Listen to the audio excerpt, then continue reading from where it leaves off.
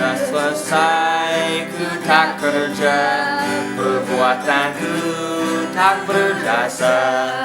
Darahnya yang menebusku, buatku penuh dalammu. Dibenarkan, oh indahnya, dikuduskan, diselamatkan. Darahmu telah menebusku, kemuliaan menantiku. Sudah selesai, dosa kalah, karuniamu yang bertakhta. Sang pencoba tak berdaya, dan ku teguh di dalammu. Dibenarkan, oh indahnya, dikuduskan, diselamatkan. Darahmu telah menebusku, kemuliaan menantiku. Hari ini kita akan belajar dari Kolose pasal 2. Kolose pasal 2. Kolose pasal 2 mulai dengan ayat yang ke-9. Karena ini lagi sudah beberapa minggu, biasanya kita suka belajar tentang ajaran berkaitan dengan keselamatan. Sudah sering saya bilang keselamatan itu sederhana, dasarnya sederhana sekali, tapi sering banyak orang meremehkannya. Dan walaupun sederhana, juga kita bisa belajar banyak hal yang terjadi pada saat kita diselamatkan. Dan hari ini kita akan belajar tentang hal-hal yang terkait dengan keselamatan. Mari kita membaca Kolose pasal 2 ayat yang ke-9. Sebab di dalam Dialah tinggal seluruh kepenuhan ketuhanan secara tubuh.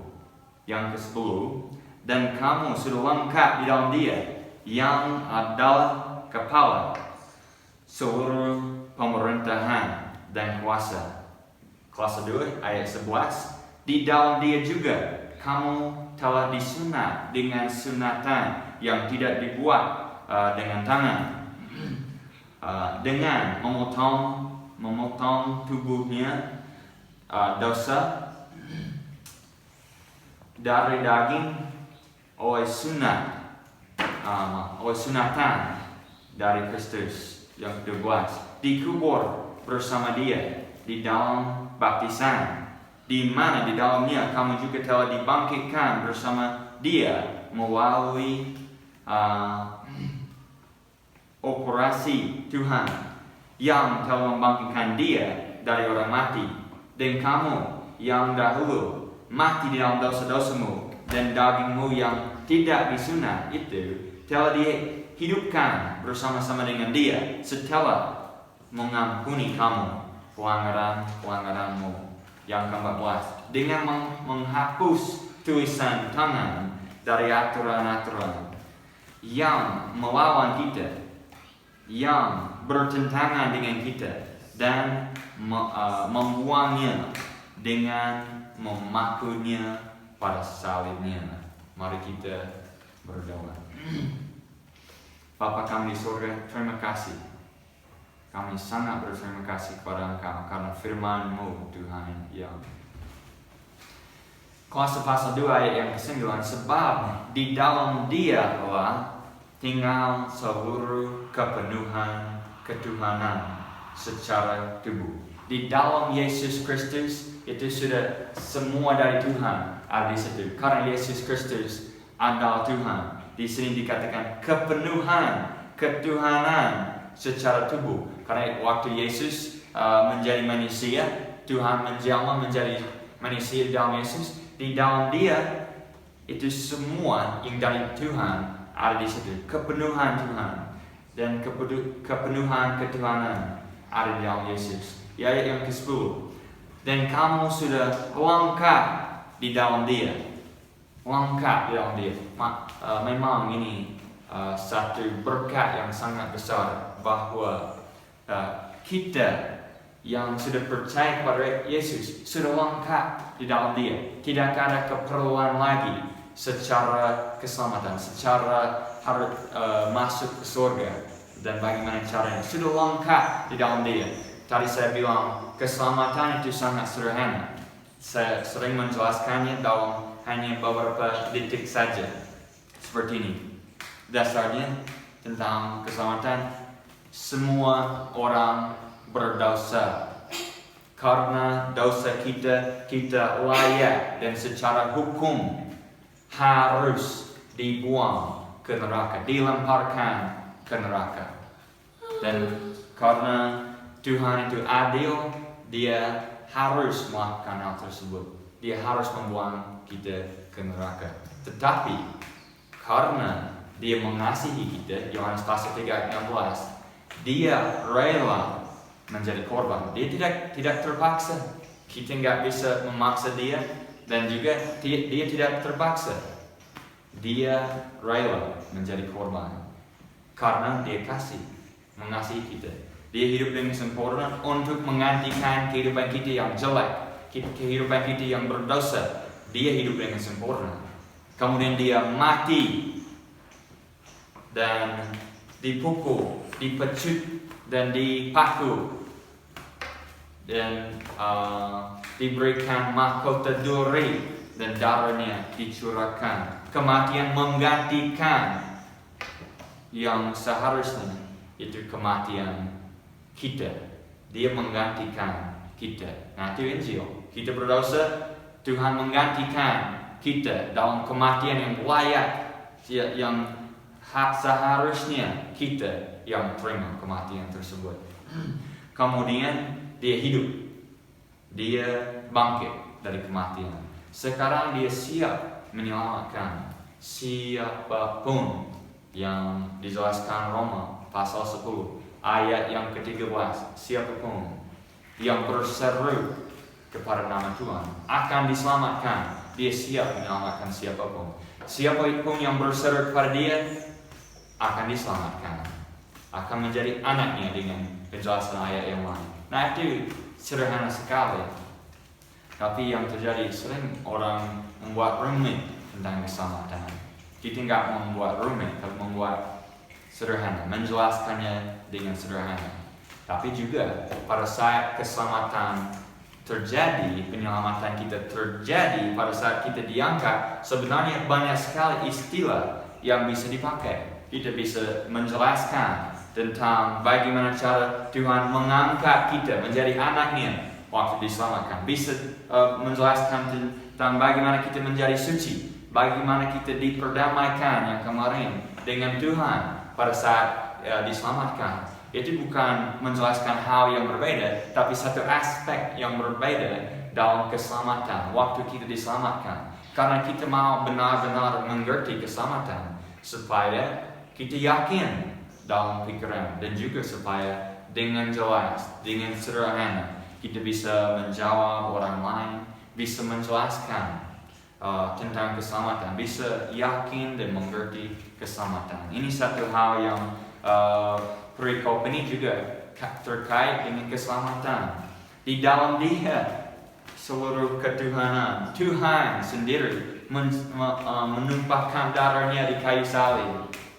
Itu terkait dengan ayat yang ke-9 ini. Kemudian yang ke-10, kamu sudah lengkap di dalam Dia. Jangan mencari perbuatan untuk menolong. Akan bingung, akan terus ragu kalau pikir kita harus menjadi baik untuk diselamatkan. Karena tetap akan kembali ke kita nggak baik. Walaupun baik secara sesama tetangga, menolong tetangga, tapi tetap kita akan tahu dalam hati kita hitam, kotor sekali. Nah, itu masalah. Kita tidak akan puas dengan perbuatan juga, karena tidak bisa memuaskan. Hanya bisa puas dengan Yesus Kristus saja, lengkap di dalam Dia. Kita bisa yakin kita sudah lengkap di dalam Dia. Dia bukan karena sesuatu yang hebat dari kita, bukan karena kesombongan bisa yakin, tetapi karena yakin akan Dia, yakin yang Dia yang berjanji. Saya tidak bisa istirahat, tidak ada peristirahatan kalau saya bersandar janji saya. kata saya, tidak akan bisa.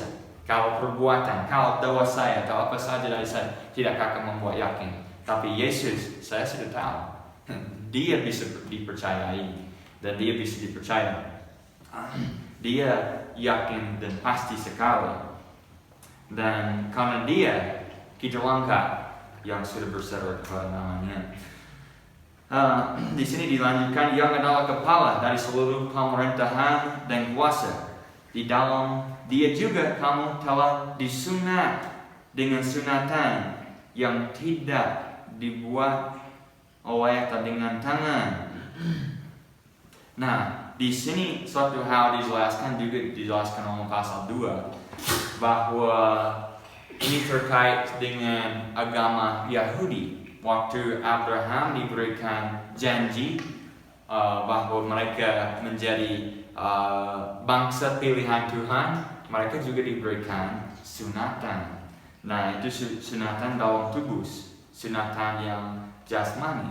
Nah, tapi dijelaskan di sini ada sesuatu yang terjadi waktu kita diselamatkan. Nah, itu namanya bisa disebut sunatan rohani. Nah, apa itu sunatan rohani? Agak pertama kali dengar pasti ada agak aneh apa itu. Tapi itu kata dari firman Tuhan di sini. Apa itu sunatan rohani? Seperti aneh. Tapi itu berarti waktu sunatan berarti ada sesuatu yang dipotong.